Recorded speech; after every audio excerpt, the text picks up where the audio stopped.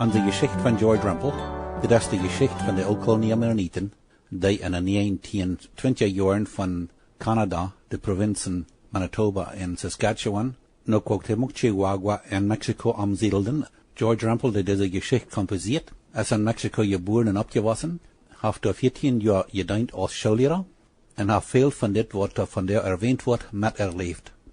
Dat handelt zich hier van groepen van 3 verschillende koloniën, de Swift-kolonie, Ojalejua-kolonie en de Santa Rita-kolonie, uitgevonden in de lood 1960 jaren om te siedelen naar Bolivia.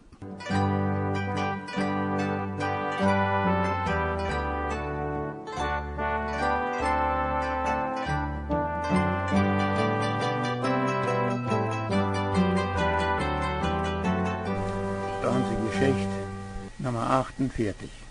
Ditmal nahen wir erst noch ein Ding, von wo Ältester sich manchmal sehr rechterlich utdrückt. Und dann fangen wir an zu vertalen, von wo die Ältester auf der Swift-Current, Nord- und Santa Rita-Kolonien reitmerken zum Uitwandern von Chihuahua, Mexiko, nach Bolivia. Wir haben letztes Mal all 2 Dinge genannt, von wo Ältester sich rechterlich utdrückten. Hier folgt nun noch ein zo'n rechterlicher Uitdruck. Johann Schmidt von Scheinberg auf der Swift-Current-Kolonie hat sich im Herbst 1964, so aus viele Lieder deuten, ein Automobil gekauft, um sich davon einen Wehren merken. Er reiht dem Auto seinen Taper auf, baut eine Plattform auf den Fremen ab und brucht den sogenannten Cucaracha, um mit Familientaub zu der Arbeit fahren, wann sie wem helfen, die Ahren anzubringen. Im Oktober krieg Johann Schmidt auf seinem 40 Herzschlag und starb geboren plötzlich. Als ältester Abraham Schmidt von Scheindorf Johann Schmidt seine Leichenpredigt hält, dann drückt er sich so aus, als wenn da keine Hoffnung dafür wäre, dass Johann Schmidt seilig gestorben sein. Und dort bloß durchwegen, dass er ein 40 gefahren hat, wofür er nur ihrem menschlichen Verbot hat sollt ausgeschlossen worden. Also nur ältester Abraham Schmidt sein gerecht, dann muss Johann Schmidt verloren gehen, wegen ein menschliches Gebot übertreten. Wir können noch viel mehr vertalen von was man in jener Zeit gehört hat und sehr rechterliche Ausdrücke. Nicht nur von Ältesters, aber von vielen Menschen. Aber vielleicht haben wir genug gesagt, um uns verstanden halten, wo rechterlich so eine Oms ihre Einstellung wegen das Gummerverfahren war. Und besonders, wo sie Isaac am Dick gegenüber eingestellt werden, der das Ausschlussbrocken wegen Gummerreifenräder hat abgeben muss.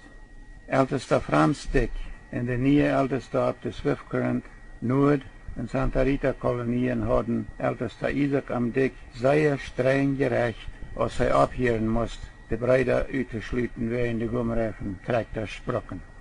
Deswegen können sie scheinbar nicht auch dort Ausschlussbrocken wegen Gummerreifenräder abgeben und doch wie die Gemeinde blieben, so als die Manitoba-Kolonie ältester Isaac am Dick dort getan hat. Und alle 3 Ältesters, Bernhard Peters auf der Nordkolonie, Abraham Schmidt auf der Swift-Current-Kolonie und Bernhard Penner auf der Santa Rita-Kolonie, mögen die Entscheidung, dass sie bloß die Brüder und Schwestern aus ihren Gemeindenglieder ansehen wollen, was mit Antaub nach Bolivia uitwandern wollen, und da ihre Traktors ohne Gummerreifenräder zu Brocken versprochen. Sie beschlossen aber auch, dass sie alle Gemeindenglieder, wo sich nicht melden würden, um mit Antaub auf diese Bedingung nach Bolivia uitwandern zu wollen, nicht aus der Gemeinde auszuschließen, aber von der Gemeinde losmerken, indem sie den ihre Namen einfach in ihre Beker 1966 scheckten alle 3 Ältesters, Abraham Schmidt von Swift-Current-Kolonie, Bernhard Peters von der Nordkolonie und Bernhard Penner von der Santa Rita-Kolonie, Delegationen nach Bolivia, um dort Schul- und Glaubensfreiheiten bei der Regierung auszuarbeiten und eine passende Siedlungsländer zu sichern. Als die Delegaten dort gewünschte Glaubensfreiheiten ausgewirkt hatten, kauften die Gemeindenleiders mit ihre nie angefangene oder angeschriebene Gemeindenglieder top grote Flecken Siedlungsland in Bolivia und wanderten 1967 bis 69 uit doorheen. De Zwiftkurrent gemeenschap en besiedeld in Bolivia bij de zogenaamde Brechas, zo bij 25 kilometer zuiden van Santa Cruz, een vlek land van ongeveer 8 bis 10 kilometer breed bij 30 kilometer lang. De Noordkolonie gemeenschap en besiedeld in zuiden aangrenzend aan de Zwiftkurrente eiland, een vlek van ongeveer 15 kilometer bij 20 kilometer. En de Santa Rita gemeenschap en besiedeld ook dicht bij de Zwiftkurrente eiland, een ongeveer 10 kilometer bij 15 kilometer grote vlek land. De samenvelden van Chihuahua, Mexico kauften en besiedelden in Bolivia ook aangrenzend aan de Zwiftkurrente eiland, een ongeveer 5 kilometer bij 10 kilometer grote vlek land. Wo wir in Sommerfelden naar Bolivia trokken, gleich ik weer meestens, wils aan dat aan meer land fehlt voor ihre jonge lied. Übrigens trokken ook veel oud-kolonische families nicht unbedingt doorwegen naar Bolivia, wils ze so sehr je in dat Brocken von Gumreifen trekker schweren. Aber will sie door de Gelegenheit sagen, für sich selbst und für ihre Kinder genug Landschaften zu kennen.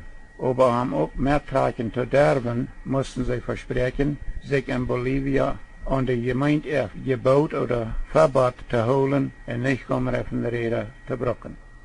Nachdem die Zwiftkurrentkolonie, Nordkolonie und Santa Rita Kolonie, ältestes, alle drei mit einem Port von ihren Gemeindengliedern von Chihuahua, Mexiko nach Bolivia uitgewandert wären, und ein großes Port von ihren Gliedern in Mexiko aufgeschrieben und verloren hadden, organisierten die Ältestes von der Manitoba-Kolonie Heinrich Dick und Isaac M. Dick in Chihuahua auf alle drei Kolonien nieuwe oud-kolonische Gemeinden. Heinrich Dick stelt wohlen aan op de kolonien, alle drei Kolonien, leidt door predikers en ältestes wählen en versucht dat organisieren von diesen nieuwe Gemeinden door zo te leiden, dat de nie gewählte Ooms ook, zoals hij selbst, nicht de Gumreifen vorher uitschließen sollen, aber de Chorvorher. Op de Noordkolonie hat dat Organisieren von einer nieuwe oud-kolonische Gemeinde so geschafft, als Heinrich Dick dat gewollt hat. Da wären Traktors mit Gumreifenrädern nicht mehr verboten, aber die Chorpforte ja. Diese nieuwe oud-kolonische Gemeinde, wo Schullehrer Peter Peters ab der erste Predigerwahl als Prediger gewählt worden war, und bald nachdem als die nieuwe Gemeinde ältester, die bleibt da so bestehen. Von der Santa Rita Kolonie wären nicht alle Ooms mit ihrem ältesten Bernhard Penner nach Bolivia mitgetrokken. Zwei von diesen oud-kolonische Ooms trokken naar de Buenos Aires Kolonie bij Nuevo Casas Grandes und werden dort als Ooms angenommen. Die nieuwe oud-kolonische Gemeinde wordt op de Santa Rita Kolonie gegründet wordt, hält sich dort aber nicht sehr lang. Ältester Bernhard Willer leidt ein Port von den Gliedern en de nieuwe gemeente 1980 ook naar Bolivia. Deze groep oud-kolonie families siedelden in Bolivia op Colonia del Norte aan en gingen daar ook waar terug nog niet Gumreifenräder und Traktors te erlauben. Colonia del Norte ligt aangrenzend aan noordelijke poort van de Valle de Esperanza Kolonie. Ditmaal blijven twee van de nie gewählte oud-kolonische Ooms op de Santa Rita Kolonie wohnen. Aber ditmaal als ältester Bernhard Willer mit einem Port von Gemeindengliedern en de nieuwe oud-kolonische Gemeinde von der Santa Rita Siedlung weggetrokken wären, wordt er nicht noch weiter eine nieuwe oud-kolonische Gemeinde gegründet. Franz Peters, der als oud-kolonischer Prediger doorgebleven war, ging het zo aan dat van de nieuwe Rijnlandergemeinde op de Zwiftkurrentkolonie uit, op de Santa Rita Kolonie ook een Rijnlandergemeinde gegründet wordt.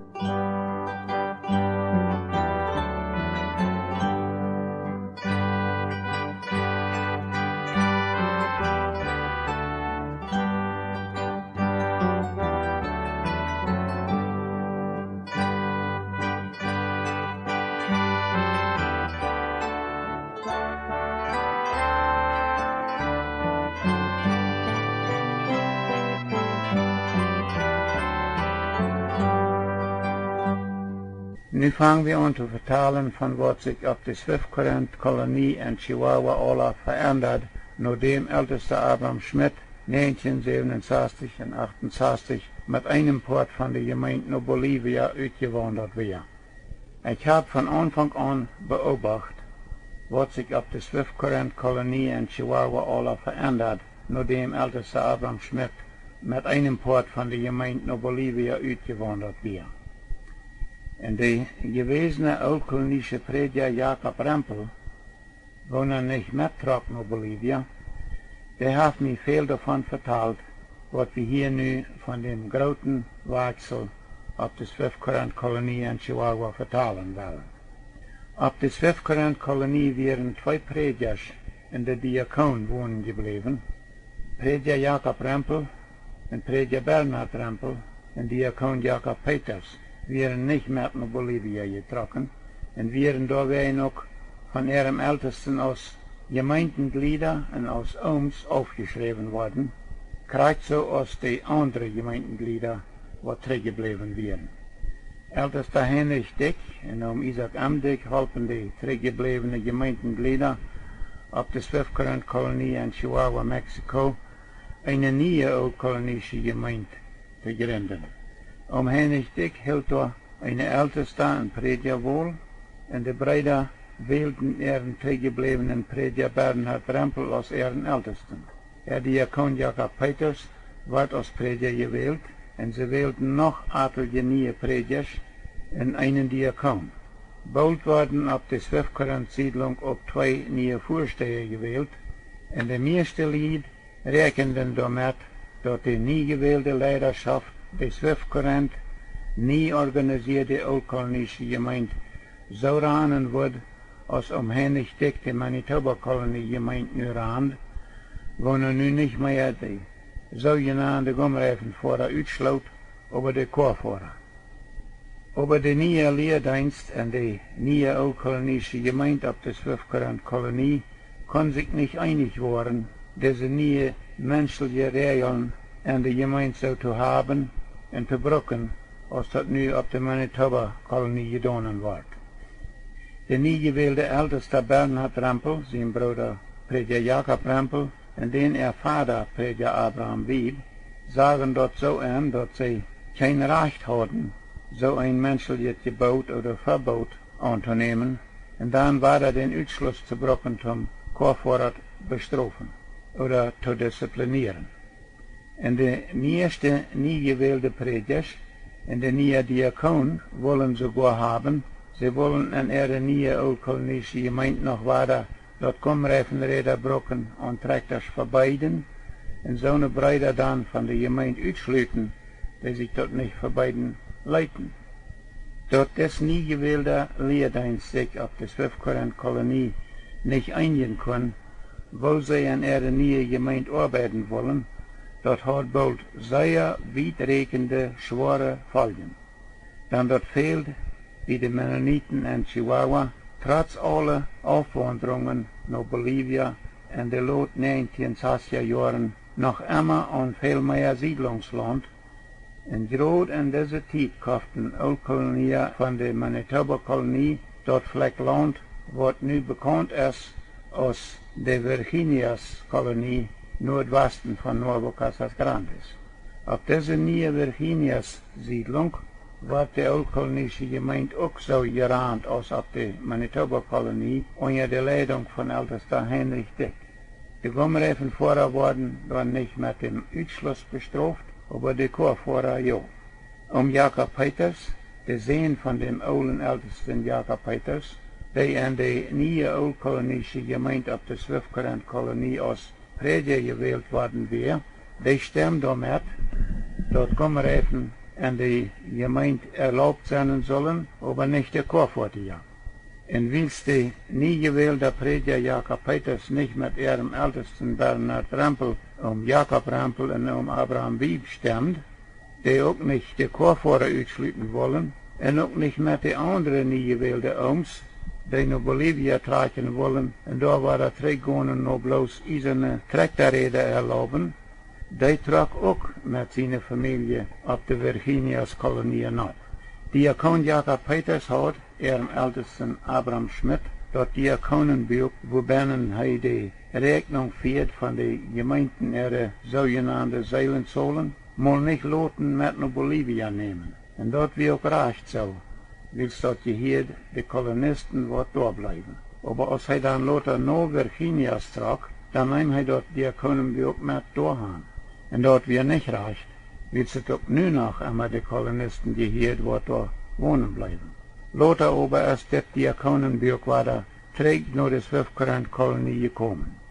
Krijgt in deze tijd koften de Manitoba en Zwijfkorant-kolonie gemeenten ook in Paraguay top een groot vlek siedlungsland. Dat vlek land wordt nu bekend als de Mennoniten Rio Verde-kolonie in Paraguay. Aan ene zijde van de weg wordt über deze Mennonitische Rio Verde-siedlung überjet wonende lied wordt van de Zwijfkorant-kolonie in Chihuahua, Mexico, naar Paraguay trokken, en aan de andere zijde van weg wonen die lied wordt van de Manitoba-kolonie doorheen trokken. Manche oud-kolonische families wordt van de Manitoba-kolonie en Chihuahua naar Rio Verde, Paraguay uitwanderden, weer nog predjers. En meest voorts am Anfang wilden zij zich door Jacob Leiven, die in Chihuahua mal in Nienberg woont en later in Greental, door als ältesten. En deze lied gemeente wordt door ook zo geraamd als de gemeente op de Manitoba-kolonie in Chihuahua, van waar ze gekomen waren. De Wommerheffen trekters werden door erlaubt, aber nicht de Korfortiger. Mank de eerste groep families wordt van de Zwijfkorant-kolonie in Chihuahua naar Rio Verde-siedlung in Paraguay trok, weer geen predja. Aber ältester Bernhard Rempel en predja Jacob Rempel rekenden ook met ihre families top doorheen te trekken. Aber dan passiert wordt wat deze beide Rempel-families van naar Paraguay trekken terughield. En dat weer dit. Groot als al wat van oom Bernhard Rempels en oom Jacob Rempels gingen rijdenmjoken om naar Paraguay trekken. 3 paar jonge Rempels hadden al ihre vracht naar de hoofdstad Tampico en Tamaulipas, Mexico geschickt, om door een schip aanladen en naar Zuid-Amerika af te schicken. Aber krijgt dan erhielt ältester Bernhard Rempel op de Zwijfkorant-kolonie in Chihuahua einen brief van ältester Jacob Leiven op de Rio Verde-siedlung in Paraguay. En wat ältester Leiven in diesem brief zegt, dat hield de Rempel-families terug van naar Paraguay uitwanderen willen. Hier breekt we voor dit mal weer auf.